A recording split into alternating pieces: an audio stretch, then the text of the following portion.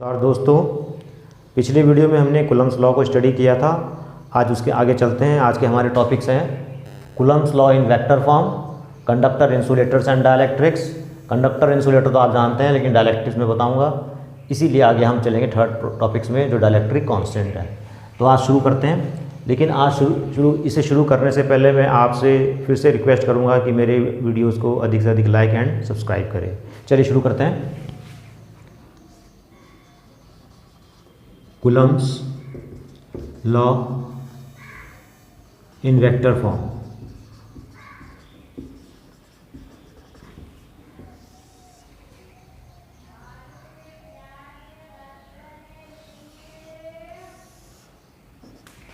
ये x axis है, ये वाई एक्सिस और ये जेड एक्सिस, ये ओरिजिन। सपोज ये पॉइंट है ए, ये पॉइंट है बी,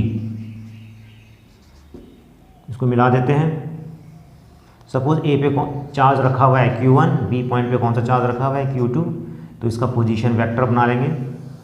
इसका पोजीशन वेक्टर है R1 वेक्टर, इसका पोजीशन वेक्टर है R2 वेक्टर। तो ए का पोजीशन वेक्टर समझ गए कितना है R1, ए पे कितना चार्ज रखा हुआ है Q1, बी पे चार्ज कितना रखा हुआ है Q2 चार्ज रखा हुआ है बी पॉइंट में। अब ए बी वेक्टर कैलकुलेट कैसे करेंगे? आप जानते हैं A B vector. A B vector का मतलब हो गया डायरेक्शन ए से बी की तरफ, ए से बी की तरफ, यानी 1 से 2 की तरफ। तो हम लिख सकते हैं R12 वेक्टर, यानी डायरेक्शन 1 से 2 की तरफ। और ए बी वेक्टर क्या होगा? Position vector of B vector minus position vector of A vector. अब बी वेक्टर को लिख सकते हैं O B vector minus O A vector, यानी ओ बी वेक्टर की वैल्यू कितनी है? R2 vector minus R1 vector. इस तरह से हमने R12 वेक्टर की वैल्यू निकाली, नंबर 1। अब हम इसी तरह से बी ए वेक्टर भी निकाल सकते हैं। बी ए वेक्टर क्या होगा? R21 vector. बी ए वेक्टर क्या होगा? 2 से 1 की तरफ डायरेक्शन, तो 2 से 1 की तरफ, तो सीधा उसको बस पलटना ही है। R1 vector minus R2 vector, equation 2 vector. अब ये चार्ज इस पे फोर्स लगाएगा, किधर की तरफ? धक्का देगा इसको इधर की तरफ। इसको कह सकते हैं किस पे लग रहा है फोर्स? 1 पे लग रहा है। किसकी वजह से लग रहा है? 2 की वजह से लग रहा है। इसी तरह से ये चार्ज इस पे फोर्स लगाएगा इधर की तरफ। इसको क्या कहेंगे? F2 पे लग रहा है फोर्स 1 की वजह से। तो अब हम इसकी वैल्यू लिखेंगे ना। What is F21? लिख देते हैं force on charge Q2, 2 charge पे फोर्स लग रहा है 1 की। Force on charge Q2 due to Q1। तो इसका फॉर्मूला आपको पता है, F = 1/4 pi epsilon 0 Q1 Q2/R²। ये कूलम्ब्स लॉ था। इसको यहाँ पर सिर्फ ये ध्यान रखना है, वेक्टर फॉर्म में पढ़ रहे हैं तो यहाँ वेक्टर लगेगा फोर्स के ऊपर, because force is a vector quantity. तो इसको यूज़ करेंगे इस फॉर्मूले को, 1/4 पाई एप्सिलॉन 0 फिर से मैं बता दूँ, ये इसलिए है कि ये दोनों चार्जेस फ्री स्पेस में हैं, एयर में है या वैक्यूम में ले सकते हैं। अब Q1 Q2 अपॉन, अब ये F21 फोर्स की डायरेक्शन किधर है? 1 से 2 की तरफ। तो यहाँ पर ये डिस्टेंस आएगा, कितना आएगा डिस्टेंस? ए बी वेक्टर, यानी 1/4 पाई एप्सिलॉन 0। अब इस फोर्स की डायरेक्शन किधर है? इधर की तरफ है, इधर की तरफ। तो हम डायरेक्शन शो करने के लिए क्या लगाएंगे? एक यूनिट वेक्टर लगाएंगे, आर कैप इधर की तरफ है, तो यानी इसकी डायरेक्शन किधर होगी? इधर की तरफ, 1 से 2 की तरफ डायरेक्शन शो करेगा ये। तो हम ये डायरेक्शन R12 11th में हम पढ़ चुके हैं कि डायरेक्शन शो करने के लिए यूनिट वेक्टर लगाते हैं।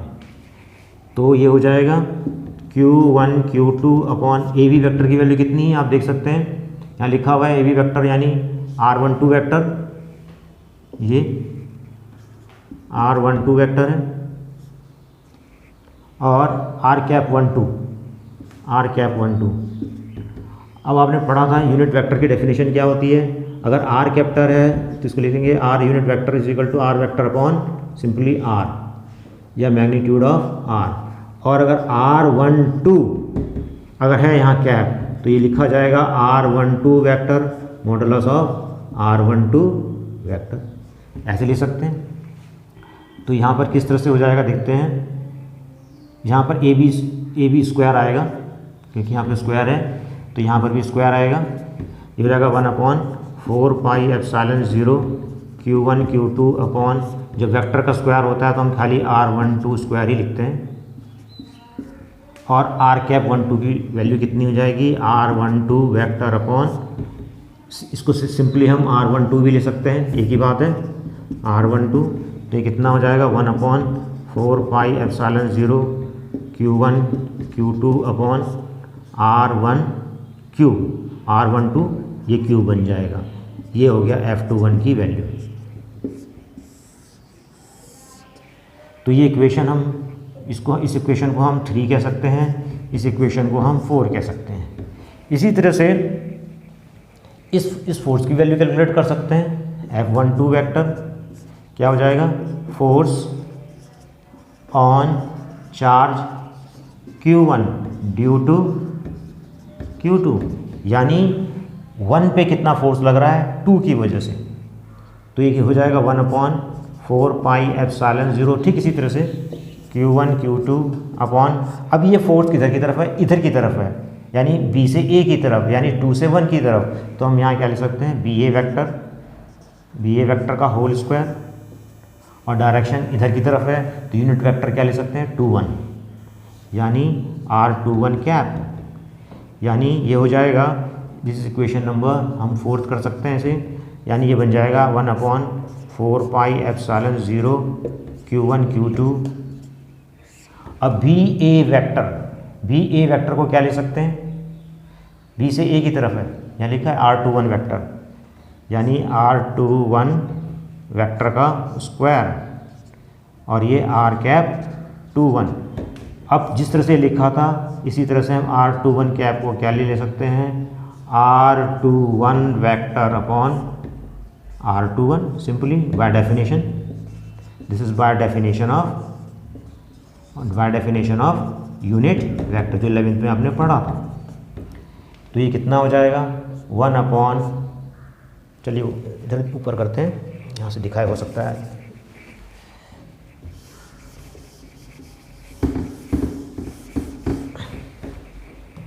तो ये हो जाएगा F12 vector is equal to 1/4 pi epsilon 0 dot Q1 Q2 upon R21 square, और ये R कैप 21 की वैल्यू रख सकते हैं, R21 वेक्टर अपॉन R21। अब इसके बाद ये बन जाएगा F12 vector is equal to 1/4 pi epsilon 0 Q1 Q2। यहाँ पर एक R12 छूटा हुआ है, R12 वेक्टर लिख देते हैं यहाँ पर, और ये हो जाएगा कितना Q1 Q2 अपॉन, ये दोनों को मिलाकर कितना हो जाएगा R21 Q, और ये R वेक्टर 21। इक्वेशन नंबर 5,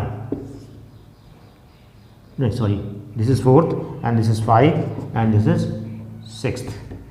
तो ये था Coulomb's law in vector form.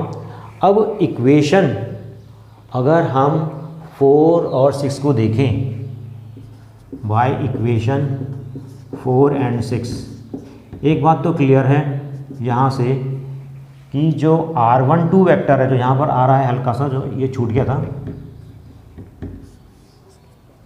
R12 vector इस फॉर्मूले में आ रहा है, और यहाँ R21 आ रहा है। R12 की डायरेक्शन 1 से 2 की तरफ है, R12 वेक्टर की डायरेक्शन इधर है, और जबकि R21 की डायरेक्शन इधर है, दोनों की डायरेक्शन अपोजिट है। तो हम कह सकते हैं कि R21 vector is opposite of minus R12 vector, यानी ये एक दूसरे से अपोजिट है। तो ये वैल्यू हम यहाँ रख सकते हैं।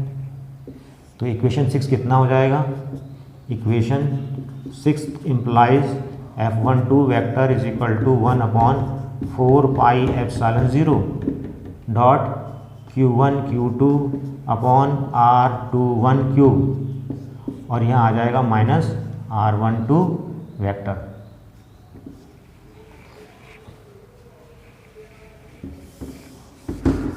और ये बन जाएगा F12 vector is equal to, ये बन जाएगा कितना 1/4 पाई एफ, ये शुरू में माइनस लगा लेंगे, इधर ले आएंगे, minus 1/4 pi epsilon 0 dot Q1 Q2 upon, इसकी जगह भी हम क्या ले सकते हैं माइनस R21, तो ये हो जाएगा R21 क्यूब और यहाँ पर R12।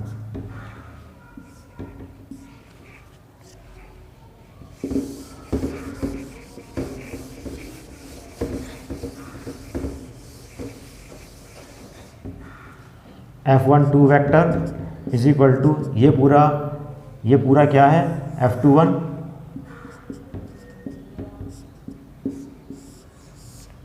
पीछे माइनस साइन है, तो हम कह सकते हैं कि F12 वेक्टर ये इधर आकर क्या हो जाएगा plus F21 is equal to 0, यानी सिस्टम किस में है, इक्विलिब्रियम में है, सिस्टम इज इन इक्विलिब्रियम। और यहाँ से हमारा न्यूटन्स थर्ड लॉ भी वेरीफाई होता है, Newton's third law is verified which shows that every equal force has equal and opposite reaction. ठीक है, each and every force has equal and opposite reaction which is Newton's third law. यानी Coulomb's law किसको ओबे करता है, Newton's law को ओबे करता है। अगर एग्जाम में क्वेश्चन आ सकता है कि शो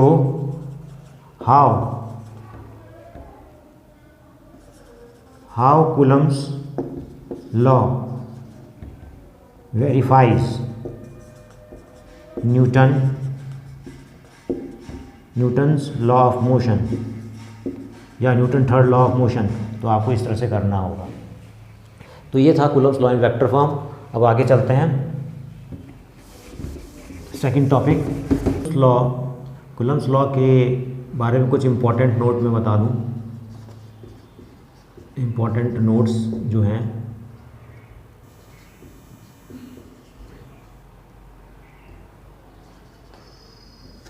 नंबर 1, जो कूलम्स फोर्स है,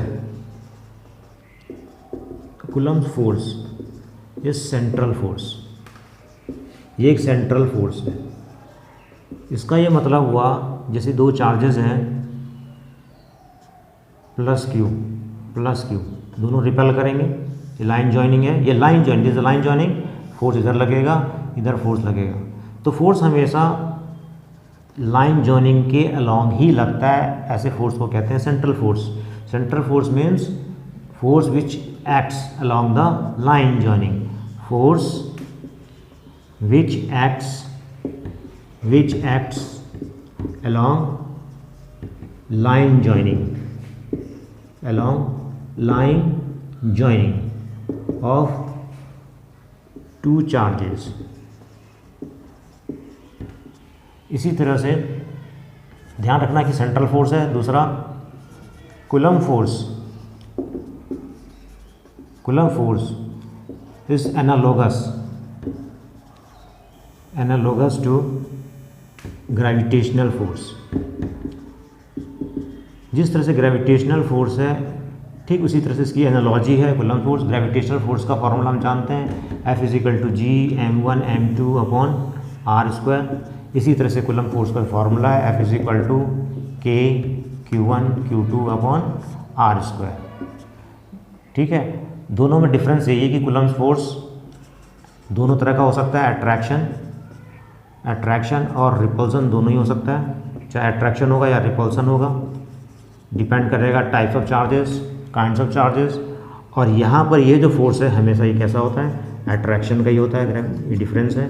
और Coulomb's force is very very greater than, ये जो काफ़ी बड़ा होता है, coulomb force is very very greater than gravitational force. ये ग्रेविटेशनल फोर्स से कूलम फोर्स बड़ा होता है। चलिए सेकंड टॉपिक शुरू करते हैं, conductor, insulators and dielectrics.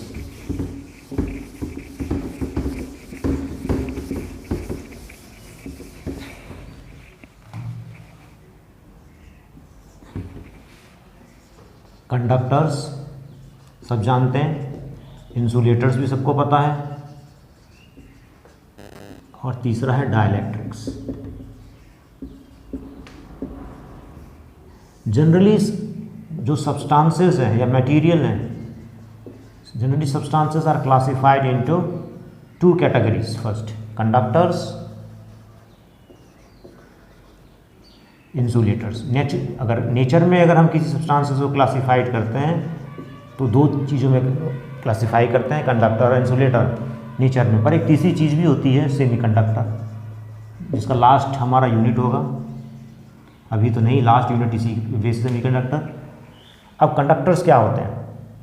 Conductors are those substances which allow electricity और electric charge to pass through them easily. Which allow, ये ऐसे सब्सटेंसेस होते हैं विच अलाउ इलेक्ट्रिसिटी और electric charge to flow through them easily,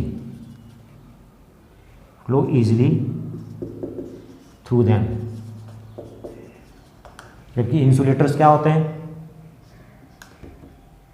which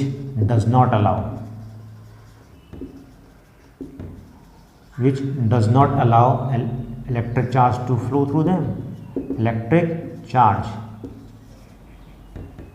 to flow through them। और semiconductor क्या होते हैं? ऐसे substances whose conductivity lies between those of conductors and insulators। तीनों के बीच में एक डिफरेंस हो गया। कंडक्टर्स वे सब्सटेंसेस होते हैं जिसमें इलेक्ट्रिक चार्ज इजीली फ्लो होता ही नहीं है, फ्लो होता है, इजीली फ्लो होता है। और इंसुलेटर्स वे सब्सटेंस होते हैं जिसमें इलेक्ट्रिसिटी आसानी से फ्लो नहीं होती है, इलेक्ट्रिक चार्ज फ्लो होता ही नहीं है। सेमीकंडक्टर वे सब्सटेंस होते हैं जिसकी कंडक्टिविटी कंडक्टर्स और इंसुलेटर के बीच में होती है। कंडक्टर्स में तो आसानी से करंट फ्लो हो जाता है, इंसुलेटर में फ्लो नहीं होता है। इसी में एक मटेरियल आता है डाइलेक्ट्रिक्स, जिसको हम बाद में चर्चा करेंगे। तो डाइलेक्ट्रिक्स पढ़ने से पहले हमें कुछ एक एटम के बारे में समझना होगा। एटम समझते हैं, हम जानते हैं an atom is spherical in shape consisting of proton and neutron inside it and the electron revolves around it in various orbits। अब हमें ये पता है कि जो इलेक्ट्रॉन आउटर मोस्ट ऑर्बिट में होते हैं उन्हें क्या कहते हैं? Valence electrons. तो what are valence electrons? The electrons which lies in the outermost orbit of the atom. जो सबसे बाहर वाले जो शेल में होते हैं उसे हम कहते हैं, उन इलेक्ट्रॉन्स को कहते हैं वैलेंस इलेक्ट्रॉन्स।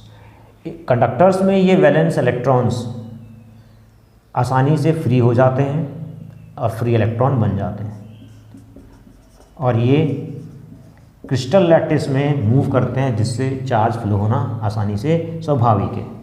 अगर ये इलेक्ट्रॉन फ्री हो जाएगा, वैलेंस इलेक्ट्रॉन, तो आसानी से क्या होगा? करंट फ्लो होगा, फ्री इलेक्ट्रॉन बन जाएगा और करंट फ्लो होना शुरू होगा।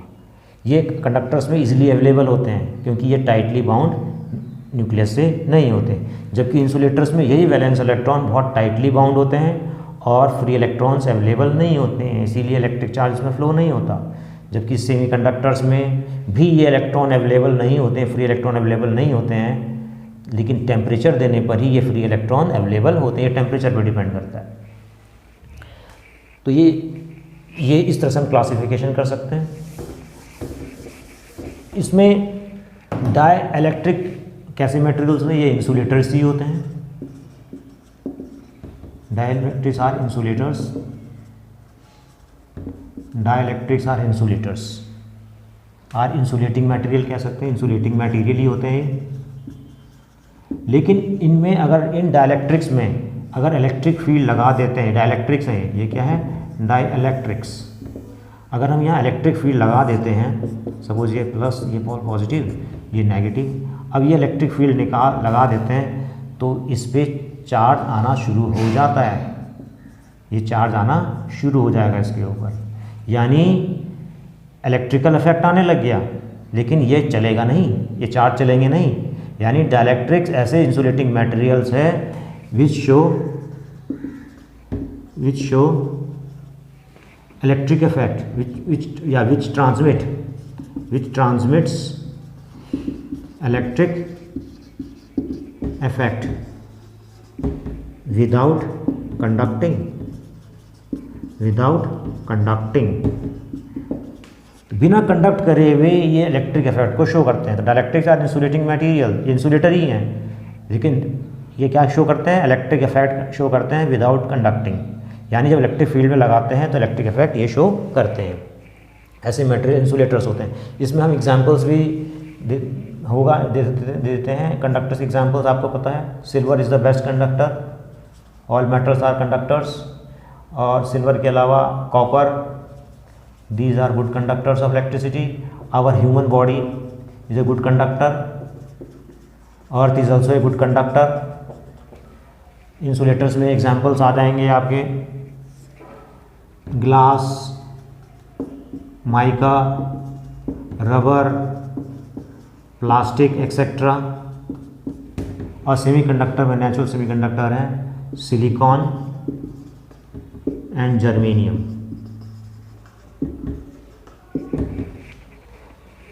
तो this is the classification of conductors, insulator and dielectrics.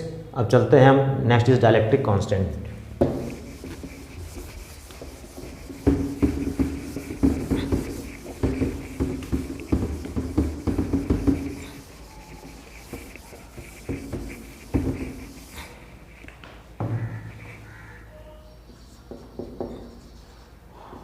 Dielectric constant, इसको हम एक नाम और जानते हैं, इसका एक और नाम है एब्सोल्यूट परमिटिविटी, नहीं absolute, relative permittivity, sorry, relative permittivity.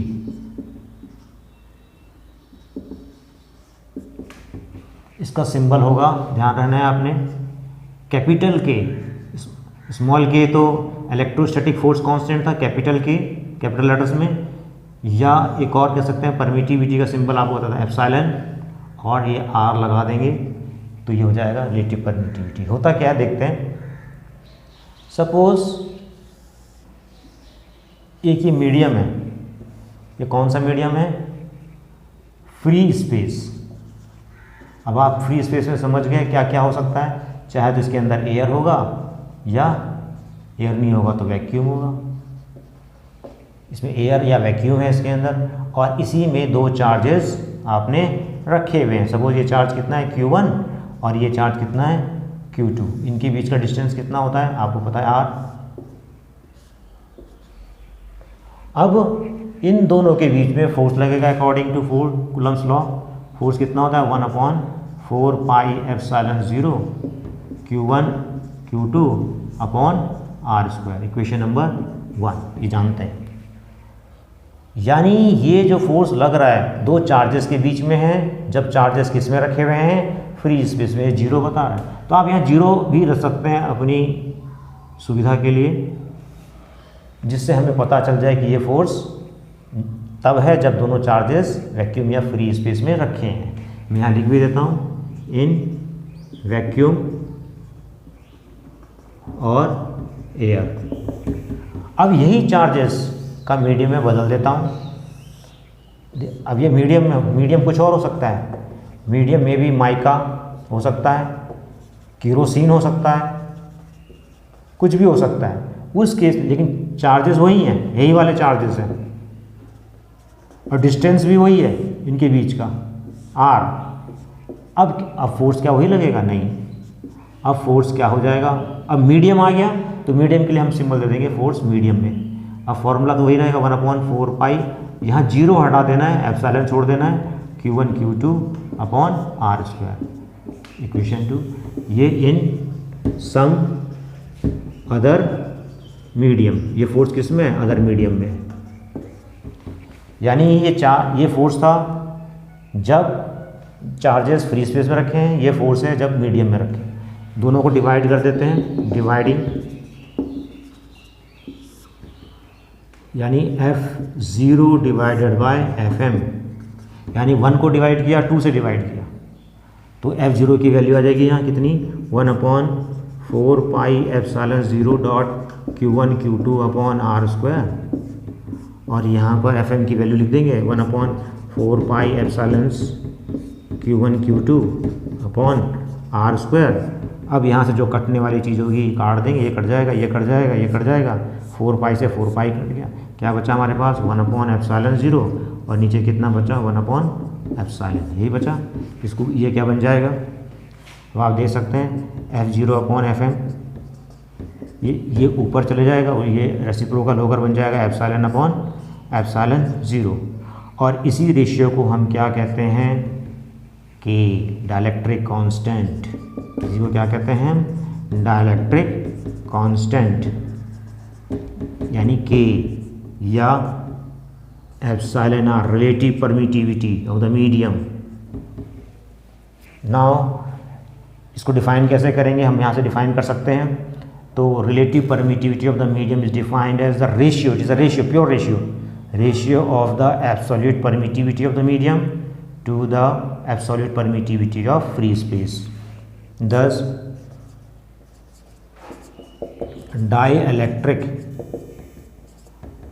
dielectric constant of the medium is defined as the ratio of absolute permittivity, ये मीडियम का है, इसमें कुछ नहीं, जीरो नहीं लगाया तो मीडियम का है, absolute permittivity of the medium to the absolute, दूसरा क्या है, एब्सोल्यूट परमिटिविटी ऑफ, जीरो लगाने का मतलब free space, permittivity of free space, ये ध्यान रखना है। किस किस का रेशियो है, एब्सोल्यूट परमिटिविटी ऑफ मीडियम का है और absolute permittivity of free space का है। एक तो ये डेफिनेशन हो गई, नंबर 1 डेफिनेशन एक ही हो गई, डेफिनेशन नंबर 1। एक डेफिनेशन इसकी और हो सकती है जो मैं बता रहा हूँ।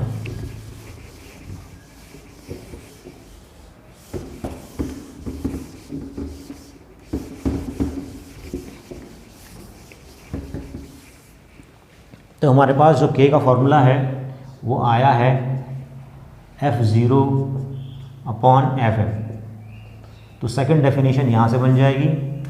अब आप देख सकते हैं ये रेशियो किस किस का है, force between charges placed in vacuum to the force between same charges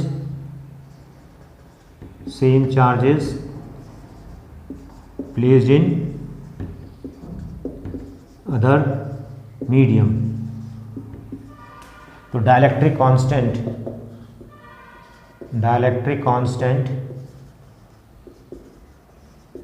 of the medium is defined as, ऐसे खुद लिख सकते, आप लिख लेंगे इसे, defined as a ratio of force between charges placed in vacuum to the, बस इसको बना देना है, to the force between same charges separated by same distance in some other medium is called dielectric constant. It has no unit, इसकी कोई unit नहीं होती, no unit, it has no unit and no dimension. Air के लिए, for air और vacuum के लिए इसकी वैल्यू होती है K = 1, वाटर के लिए इसकी वैल्यू होती है K = नियर अबाउट 81, और मेटल के लिए या कंडक्टर के लिए इसकी वैल्यू होती है इनफाइनाइट। ठीक है, इस फॉर्मूले से हम इस फॉर्मूले से जो ये था K is equal to F0/Fm या ε/ε0, इसको हम यहाँ से क्रॉस मल्टीप्लाई भी कर सकते हैं, तो हम Fm निकाल सकते हैं यहाँ से। Fm is equal to F0/K भी कर सकते हैं, जैसे अकॉर्डिंग ज़रूरत पड़ सकती है, या इसको क्रॉस मल्टीप्लाई करेंगे K इज इक्वल टू ε/ε0 को, तो यहाँ से एप्सिलॉन की वैल्यू आ जाएगी epsilon is equal to ε/0K।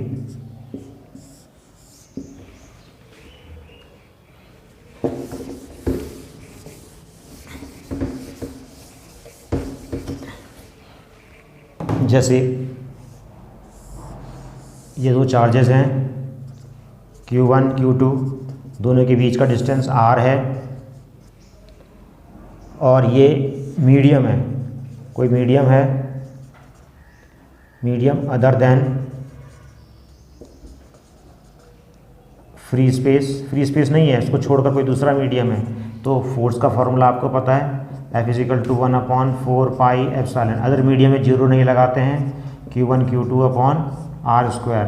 तो यहाँ पर एप्सिलॉन की जगह क्या लिख देंगे 1/4πε0K Q1 Q2/R²। इस केस में अगर यहीं पर अगर वैक्यूम या फ्री स्पेस होता तो K की वैल्यू हम फिर से 1 रख देते for vacuum, for free space के लिए, वैक्यूम और एयर के लिए K की वैल्यू 1 रख देते, तो हमारा फार्मूला फिर से क्या बन जाता 1/4π, 1 रखने पर 0 Q1 Q2/R²।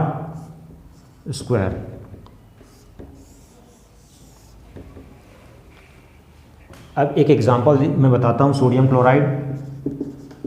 Example sodium chloride हम सब जानते हैं, जिसका फॉर्मूला है NaCl। Na पॉजिटिव है और ये Cl है।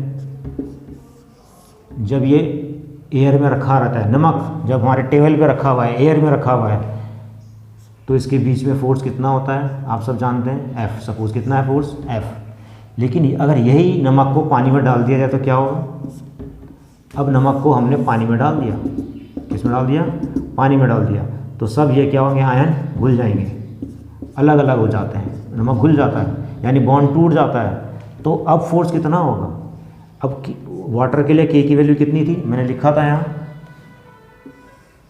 81, और वाटर एक मीडियम है, वाटर क्या है, एक मीडियम है। तो अब फोर्स मीडियम में कितना लगेगा, आपके पास फॉर्मूला ये है Fm is equal to F0/K, यानी Fm is equal to F0 की वैल्यू कितनी है, जब एयर के लिए, एयर में कितना है, वैक्यूम के लिए फोर्स F है, K की वैल्यू कितनी है 81।